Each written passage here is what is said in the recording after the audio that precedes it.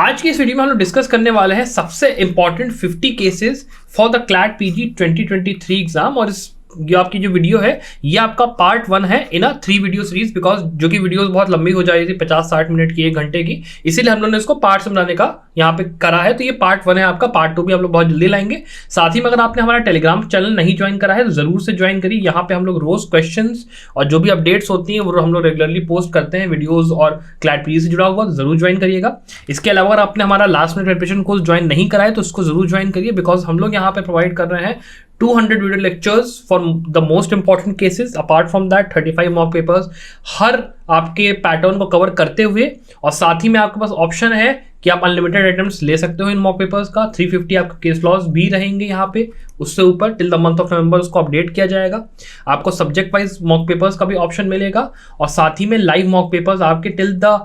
Date of 15th of December हम लोग live mock papers conduct करते रहेंगे। तो आप रेगुलरली हर 5 दिन पे आपको पता रहेगा कि आपकी प्रिपरेशन कैसे चल रही है। तो आपको अगर यहाँ पे एनरोल करना है तो आप जरूर एनरोल करिएगा। अब चलिए बिना देर की वीडियो को शुरू करते हैं। Satish Chandra Yadav versus Union of India. अभी देखिए इस वाले केस में क्या हुआ था ना कि यहाँ पे आपके एक एम्प्लॉय थे, ठीक है, उन्होंने क्या करा, जब उनका एम्प्लॉयमेंट होना था, उनको जब एम्प्लॉय किया जाना था, उन्होंने फ्लॉल्स इन्फॉर्मेशन दे दी कि भाई मेरा देखो कोई क्रिमिनल पास नहीं है और कुछ नहीं है मेरे को आप एम्प्लॉय कर लो। लेकिन जो कि इन्होंने ये सब बातें सप्रेस करी थी, तो उसको लेकर जब ये मामला कोर्ट में गया, कोर्ट ने कहा कि भाई देखो, अगर एक एम्प्लॉय ऐसा है जो कि इस तरीके का काम करता है, आप उसको टर्मिनेट कर सकते हो उसकी सर्विस से, अगर ये फाइंड आउट किया जाता है कि उसने सप्रेस करी इस तरीके की इन्फॉर्मेशन, या फिर ऐसी इन्फॉर्मेशन दी जो कि इस मैटर के अंदर एक बेयरिंग रखती है, एक वो रखती है, वेट रखती है टुवर्ड्स द फिटनेस और सुटेबिलिटी ऑफ द पोस्ट जो कि वो बंदा यहाँ पे होल्ड कर रहा है। यहाँ पे जो बेंच थी वो थी जस्टिस सूर्यकांत और जेबी पारदीवाला की, और उन्होंने फर्दर भी ये बोला कि जो सप्रेशन ऑफ मटेरियल है यहाँ पर जो इसने करी है पर्सन ने, कि क्रिमिनल केस था इसके ऊपर, और जो इसने फॉल्स स्टेटमेंट दी है, वो ये वेरिफिकेशन है कि जो ये अरेस्ट हुआ, प्रोसिक्यूशन हुआ, कन्विक्शन हुआ, वो उसके जो कैरेक्टर है, ठीक है, या फिर उसका जो कंडक्ट है, या फिर जो उसके एंटीसीडेंट्स हैं, उसको वो कहीं ना कहीं दर्शाता है। और यहाँ पर कोर्ट ने ऐड करा कि यहाँ पे देखो भाई, आर्टिकल 136 के अंदर कोर्ट के पास पावर है कि वो यहाँ पर कोई भी ऐसा ऑर्डर पास कर सकती है, वाइड डिस्क्रिशनरी पावर है। तो वो जो काम होता है वो हम लोग को काफ़ी स्पैरिंगली और एक्सेप्शनल केसेस में ही करना चाहिए कि हम लोग इस पावर का यूज़ कर रहे हैं। लेकिन इस केस के अंदर जहाँ पर इस पर्सन ने इस तरीके से ऐसे बहुत ही क्रूशियल पीस ऑफ इन्फॉर्मेशन को हाइड करा, यहाँ पर हमें इस पावर का यूज करते हुए यहाँ पे कहना पड़ेगा, अपहोल्ड करना पड़ेगा कि जो इसको टर्मिनेट किया गया है ना पर्सन को, ये बिल्कुल सही डिसीजन था। IPay clearing services private limited versus ICICI bank. अब देखिए इस केस में क्या था, आपका section 34 clause 4 of arbitration conciliation act यहाँ पे प्ले में था। यहाँ पे बेसिकली हुआ क्या था कि आईसीआईसीआई बैंक और आईपी क्लियरिंग सर्विसेज थी, उनके बीच में एक आर्बिट्रेशन हुआ। आर्बिट्रेशन के अंदर जो अवार्ड आया, अवार्ड के अंदर कुछ डिफेक्ट्स थे, ठीक है, और उसको लेकर यहाँ पे ये लोग हाई कोर्ट गए, और उसके बाद ये लोग यहाँ पे, उसके बाद सुप्रीम कोर्ट गए। यहाँ पे इन्होंने कहा कि जो है, जो आपका अवार्ड दिया गया था उसके अंदर जो भी आपके डिफेक्ट्स हैं उसको हम लोग अपना क्योर करके और उसको हम लोग वापस रिमिट कर देते हैं आर्बिट्रेट ट्रिब्यूनल के पास अंडर 34 क्लॉज 4। वहाँ पे दिया हुआ है कि इन एप्रोप्रिएट मैटर्स, एप्रोप्रिएट तरीके से कोर्ट ये कर सकता है। इसको लेकर कोर्ट ने बोला कि ये जो चीज़ है ना 34 क्लॉज 4 के अंदर ये बात की, सुभाष रेड्डी और जस्टिस ऋषिकेश रॉय की बेंच ने बोला कि मेरली बिकॉज अगर एक एप्लीकेशन फाइल हुई है 34(4) के अंदर, वहाँ पर ये ऑब्लिगेटरी भी नहीं है on the part of court कि वो रिमिट कर दे मैटर आर्बिट्रेट ट्रिब्यूनल को,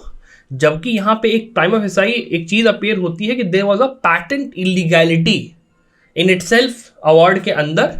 और बाय नॉट रिकॉर्डिंग, ठीक है, एक कंटेंशियस इशू इस सच केस में कोर्ट यहाँ पे इस तरीके की रिक्वेस्ट को कि हम भैया कोई कंटेंशियस इशू यहाँ पे फाइंड नहीं करते हैं, कुछ नहीं करते हैं, वो यहाँ पे पार्टी की जो रिक्वेस्ट है कि आर्बिट्रल ट्रिब्यूनल को मौका दिया जाए कि वो वापस रिज्यूम कर पाए आर्बिट्रल प्रोसीडिंग्स को, उसको वो यहाँ पे ग्रांट नहीं कर सकती है। अगर एक पैटेंट यहाँ पे ऐसी इलीगैलिटी है उस पूरे आर्बिट्रल अवार्ड के अंदर, तो आप उसको वापस नहीं भेज सकते आर्बिट्रल ट्रिब्यूनल के पास, आपको उसको खुद ही सॉल्व करना पड़ेगा। Ellora paper mills limited versus state of NP. अब इस केस के अंदर सेक्शन 12 क्लॉज 5 जो था आर्बिट्रेशन कंसिलिएशन एक्ट का, वो प्ले में था। और यहाँ पे जस्टिस एमआर शाह और बीवी नागरत्ना ने एक बहुत ही अच्छी बात बोली। उन्होंने कहा कि भाई देखो, अगर एक ऐसा केस है जहाँ पे जो ट्राइब्यूनल था वो टोटली कंप्राइज्ड था ऐसे लोगों के साथ जो कि स्टेट के थे, स्टेट के जो ऑफिसर्स थे उनके थ्रू अगर वो कंप्राइज था, तो अगर वो आपका बेसिकली जो ट्राइब्यूनल है अगर वो 2015 के पहले कॉन्स्टिट्यूट हुआ, तो क्या 12 क्लॉज 5 के अंदर वो निष्पक्ष माना जाएगा अमेंडमेंट के बाद? बिकॉज ट्राइब्यूनल पहले का था, अमेंडमेंट बाद का था, क्या वो निष्पक्ष माना जाएगा या फिर नहीं? इसको लेकर यहाँ पे बोला उन्होंने इस बात को कि ये जो आपका ट्राइब्यूनल था जो कि ऑफिसर्स का बना हुआ था स्टेट के, उसने अपना मैंडेट जो है लूज कर दिया है by the virtue of the 2015 amendment to the arbitration and conciliation act,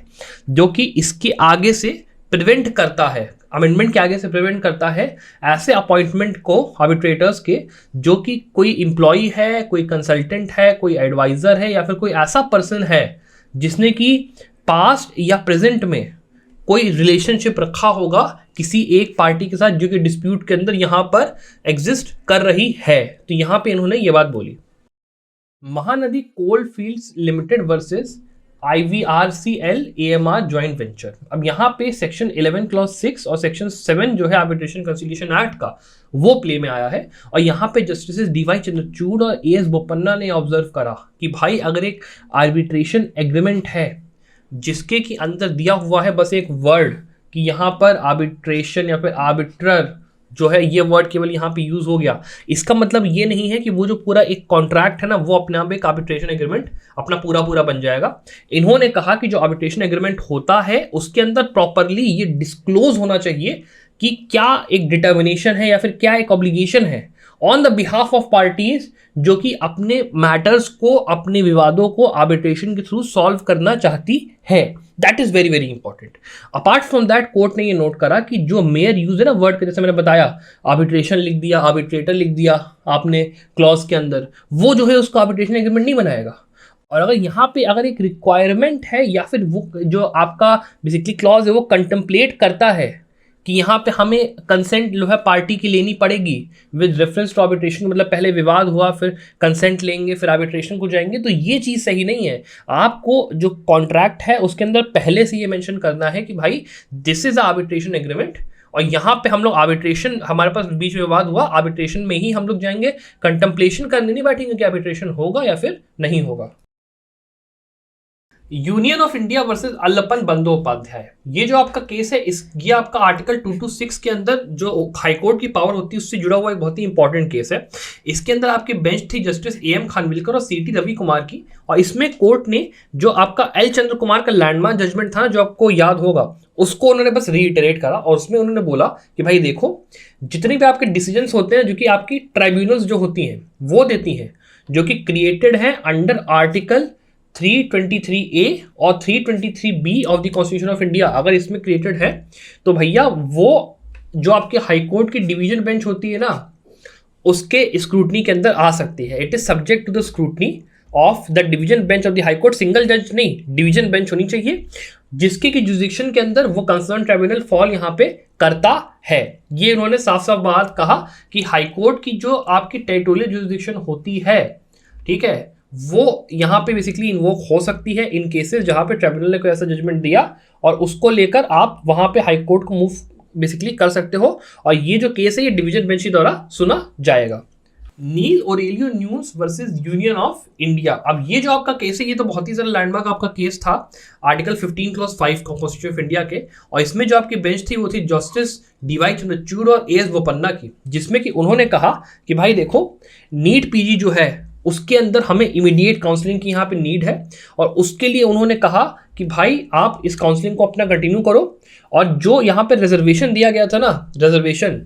उसको यहाँ पे आप कह दो कि इफेक्ट उसको दिया जाए, उसको यहाँ पे जैसा चल रहा था उसको चलने दो, जो कि 29 जुलाई 2021 को यहाँ बेसिकली नोटिफिकेशन जिस चीज़ की आई थी उसको चलने दो, जहाँ पे 27% आपका रिजर्वेशन जो है OBC कैटेगरी को दिया गया और 10% का रिजर्वेशन EWS कैटेगरी के अंदर जो रिजर्वेशन है उसके अंदर ये आया, और ये सारा का सारा आपका ऑल इंडिया कोटा के अंदर यहाँ पे दिया जा रहा था। अब आर्टिकल 15 क्लॉज 5 के अंदर ये प्रोवाइडेड है कि कोई भी जो आपका सोशली या फिर एजुकेशनली बैकवर्ड क्लास का पर्सन है जो बिलोंग करता है वहां से, उसको एजुकेशनल इंस्टीट्यूट्स के अंदर अगर एडमिशन लेना है तो वहां पे अगर वो चाहे यूजी कोर्स में एडमिशन ले, चाहे वो पीजी कोर्स में एडमिशन ले, अंडर ग्रेजुएट में या पोस्ट ग्रेजुएट में, उसमें कोई डिस्टिंक्शन नहीं होगा। लेकिन सर्टन ऐसे केसेस हैं जहां पे ये हेल्ड करा गया है कि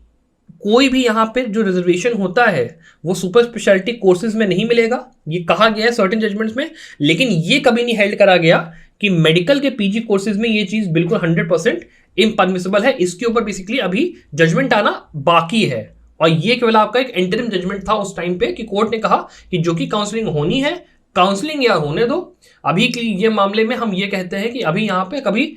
ब्लैंकेट मना नहीं करा गया कि इम्परमिसिबल है, कि स्पेशलिटी कोर्स उसमें मिलेगा नहीं मिलेगा, ये उन्होंने कहा ऐसा नहीं है। Satyajit Kumar versus state of Jharkhand. अब ये आपका जो केस है ये आपका आर्टिकल 16 क्लॉज 3 से जुड़ा हुआ एक आपका इंपॉर्टेंट केस है। इसमें जो आपकी बेंच थी वो थी आपकी जस्टिस MR शाह और BB नागरत्ना की, जिसमें कि उन्होंने एक आपकी नोटिफिकेशन यहाँ पे बेसिकली लॉन्च करी गई थी स्टेट ऑफ झारखंड के द्वारा 2016 में, जहां पे इन लोगों ने 100% रिजर्वेशन जो है दे दिया लोकल रेजिडेंट्स को डिस्ट्रिक्ट कैडर के क्लास 3 और क्लास 4 के पदों के लिए, जो कि 13 जो है आपके शेड्यूल्ड डिस्ट्रिक्ट्स के अंदर यहाँ पे अवेलेबल था झारखंड के। कोर्ट ने इस चीज को देखते हुए बोला कि भैया देखो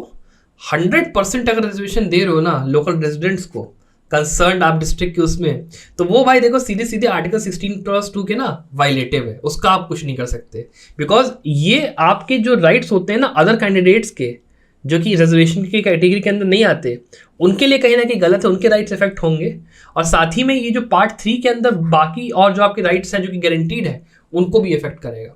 कोर्ट ने फर्दर ये भी नोट करा कि भैया आर्टिकल 16 क्लॉज 3 के हिसाब से रेड विद आर्टिकल 35 जब आप इसको रीड करोगे, जो लोकल यहाँ पे डोमिसाइल रिजर्वेशन होता है वो केवल एक ही लॉ के थ्रू पास किया जा सकता है जो कि इनैक्ट करा गया है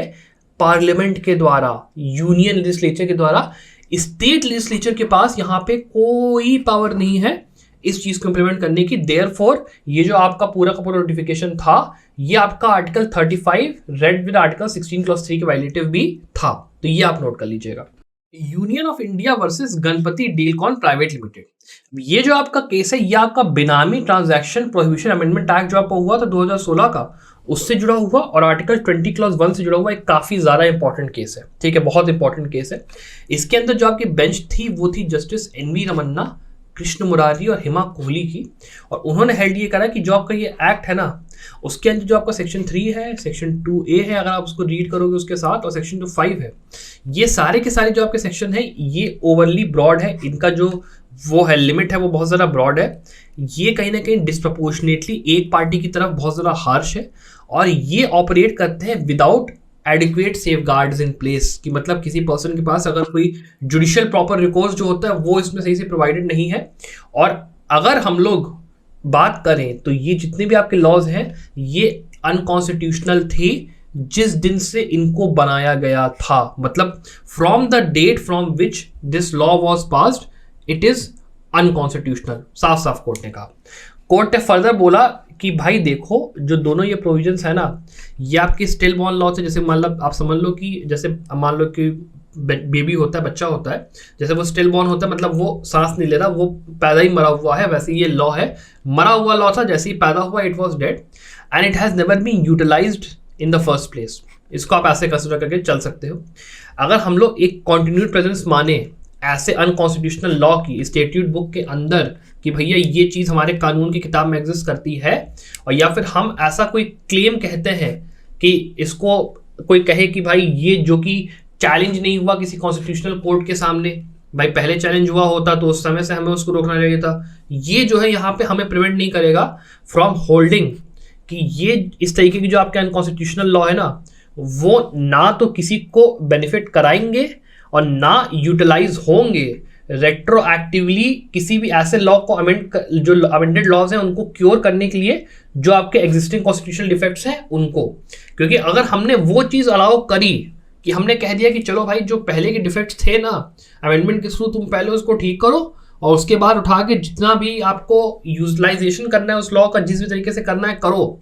वो उठा के आर्टिकल 20 क्लॉज 1 की जो स्पिरिट है पूरी की पूरी, जहां पे ये साफ साफ लिखा हुआ है कि जो पर्सन है जिस दिन उसने क्राइम कमिट करा है उसके हिसाब से ही उसको पनिशमेंट मिलेगी, उसको एकदम नेगेटरी रेंडर कर देगा, उसके इफेक्ट को पूरा पूरा खत्म कर देगा। तो हम इस चीज को अलाउ नहीं करेंगे। यहाँ पे मोहम्मद लतीफ मगरे वर्सेस जम्मू एंड कश्मीर, ये जो आपका केस है, इसके अंदर जस्टिस सूर्यकांत और जेबी पारदीवाला की बेंच ने ये सजेस्ट करा सेंट्रल गवर्नमेंट को कि भाई आप कंसिडर करो एक ऐसा लेजिस्लेशन अडॉप्ट करने की जहां पे एप्रोप्रिएट जो राइट होता है एक्सह्यूमेशन का, मतलब जो क्रियाकर्म होता है मौत के बाद, वो एक अक्यूज्ड पर्सन को भी दिया जाए, जिससे कि उसकी जो आर्टिकल 21 की राइट है ना कि उसको ट्रीट किया जाना चाहिए विद डिग्निटी और उसको फेयर ट्रीटमेंट मिलना चाहिए मरने के बाद भी, बिकॉज वो चीज़ यहाँ पे अवेलेबल है नहीं एक लिविंग मैन को। लेकिन एटलीस्ट उसकी जो बॉडी जब खत्म हो चुकी है, संसार से जा चुका है वो इंसान, तब तो उसको मिले। यहाँ पे जो अक्यूज्ड के फैमिली मेंबर्स हैं उनको भी तो राइट है ना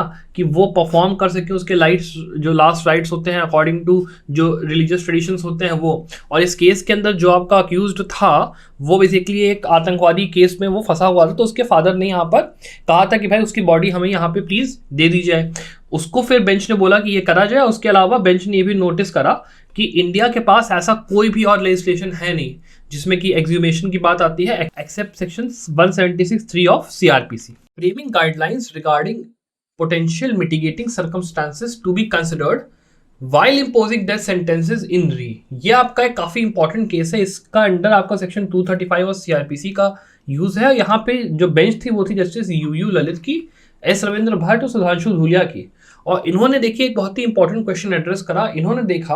कि क्या आपको एक ऐसा प्रोविजन चाहिए जहां पे हमें एक प्री सेंटेंस हियरिंग की जरूरत है, मतलब कन्विक्शन होने से पहले अगर मान लो हियरिंग हमें चाहिए, उसकी क्या हमें जरूरत है जब हम लोग किसी पर्सन को कैपिटल पनिशमेंट दे रहे हैं, और क्या ये चीज हमारी मैंडेटरी है या फिर हमारी डिस्क्रिशनरी है। इसको लेकर उन्होंने कहा कि ये हम लोग एक कॉन्स्टिट्यूशनल बेंच को ये मैटर जो है हम लोग रेफर करते हैं कि वो डिसाइड इसको करे। उन्होंने बेसिकली फिर हाईलाइट करा एक बहुत ही एपरेंट फ्लॉ। ये उन्होंने बताया कि जब कैपिटल पनिशमेंट आप किसी को देते हो तो उसके अंदर जो आपका कैपिटल पनिशमेंट इंपोज होने का जब यहाँ पे चॉइस है कोर्ट के पास, या फिर जो यहाँ पे प्रोसिक्यूशन है वो ऐसा केस प्रेजेंट कर रहा है, तो जितने भी आपके एग्रेवेटिंग सर्कमस्टांसेस हैं वो तो ऑलवेज ऑन रिकॉर्ड यहाँ पे रहेंगे, और वो पार्ट होगा यहाँ पे प्रोसिक्यूशन के एविडेंस का, जिससे कि कन्विक्शन होता है, सेंटेंस इसको यहाँ पे मिलेगा डेथ का। लेकिन जो आपका अक्यूज होता है उसको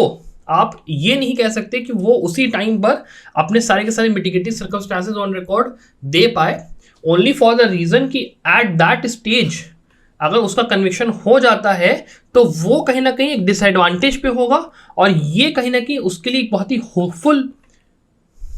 और ये कहीं ना कहीं उसके लिए बहुत ही होपलेस डिसएडवांटेज पैदा करता है, जो कि जो स्केल्स होते हैं यहाँ पर वो प्रोसिक्यूशन के साइड में टिल्ट करते हुए उसके अगेंस्ट में हो जाते हैं। और यहाँ पर अगर कन्विक्शन देने के पहले एक ट्रायल का मौका दिया जाए किसी कन्विक्ट को, तो वो शायद बेटर अपने केस को यहाँ पे रख पाएगा, और शायद वो लाइफ इम्प्रिजनमेंट तक या फिर थोड़ा कम उसमें आ पाएगी आपकी जो सेंटेंस है उसका। तो इसको लेकर यहाँ पे डिस्कशन हुआ। Trimurti fragrances versus state NCT Delhi. अब ये जो आपका केस है ये एक आपका कॉन्स्टिट्यूशनल बेंच का डिसीजन है। 5 जजेस बेंच की यहाँ पे एक आपकी वो थी जिसमें कि आपके जस्टिस इंदिरा बनर्जी, हेमंत गुप्ता, सूर्यकांत, एम सुंदरेश और सुधांशु धूलिया थे। और इन्होंने ये हेल्ड करा कि भाई देखो, जब भी कोई आपका जजमेंट जब डिलीवर होगा ना एक लार्जर बेंच का द्वारा, वो प्रिवेल करेगा ओवर अ बेंच जो कि उससे कम नंबर की है कॉन्स्टिट्यूटिंग एंड मेजॉरिटी। मतलब इसका क्या है कि जैसे मान लो आपका एक 7 जज की बेंच है, अब इसके अंदर एक डिसीजन इसमें आया 4:3 के रेशियो से, ये मेजॉरिटी था, ये माइनॉरिटी था। और फिर अगर आपका एक 5 जजेस का डिसीजन है जो कि यूनानिमस है, मतलब 5:0 का है, तो इसका मतलब ये नहीं होगा कि भाई ये जो बेंच है इसका जजमेंट ओवररूल करे इस जजमेंट को, बिकॉज यहाँ पे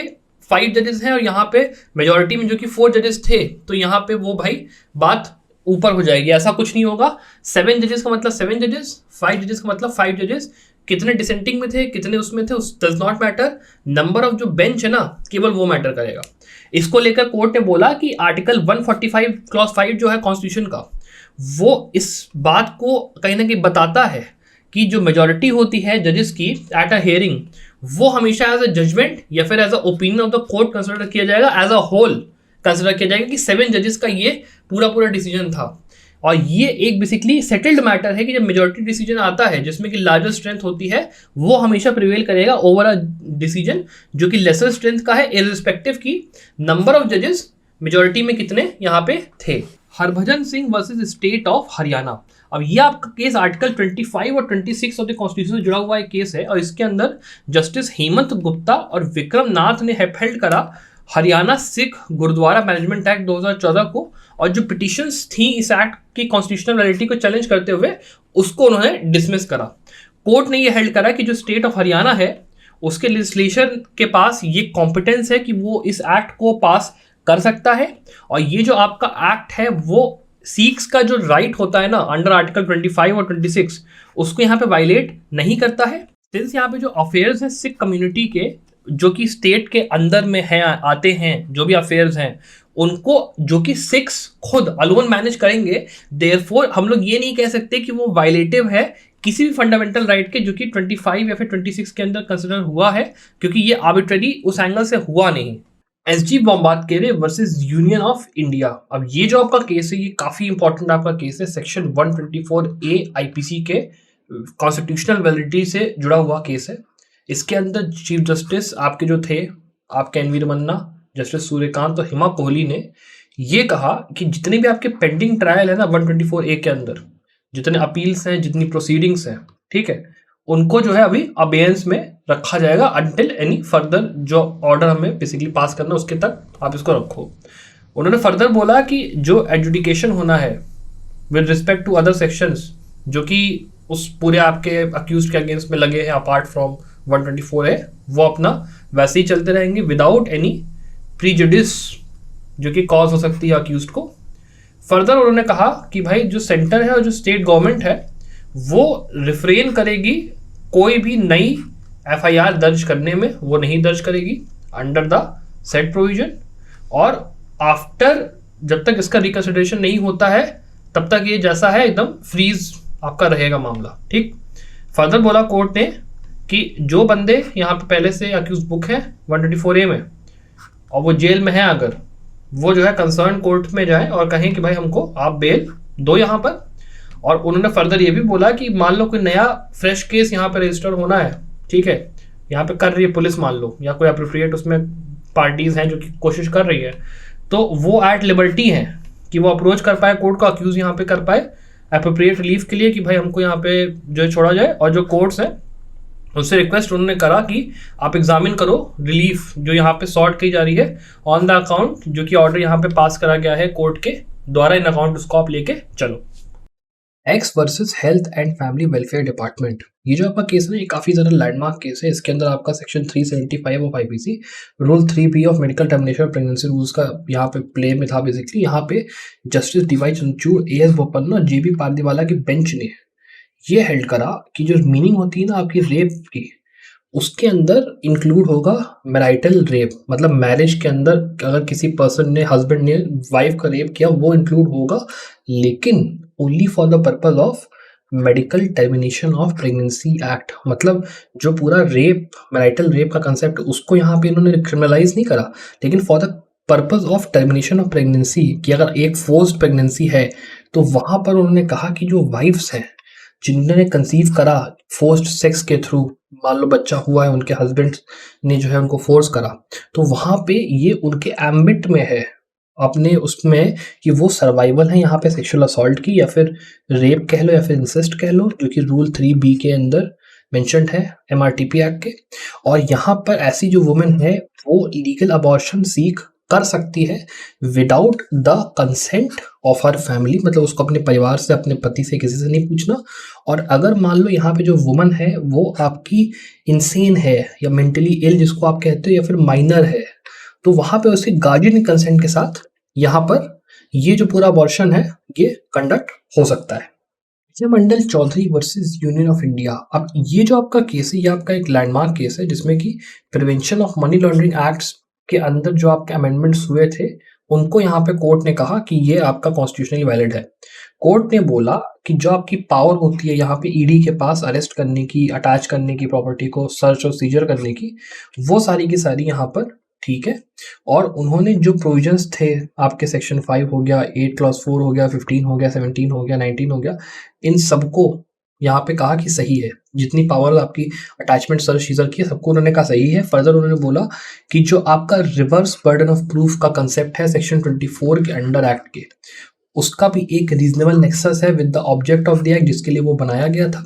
फर्दर उन्होंने जो ट्विन कंडीशंस होती हैं बेल के लिए सेक्शन 45 के अंदर पीएमएलए के, उसको भी उन्होंने कहा कि वो सही है। और यहाँ पे उन्होंने फर्दर बोला कि जो पार्लियामेंट है ना आपकी, वो कॉम्पिटेंट है अमेंड करने के लिए सेट प्रोविजन को,